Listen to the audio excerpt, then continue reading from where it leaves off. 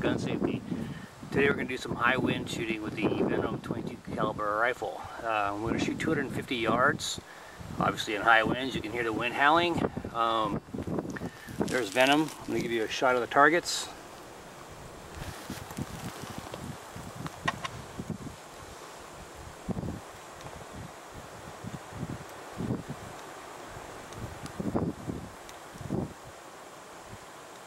It's an 8-inch target we're going to be shooting at. 8 inches at 250.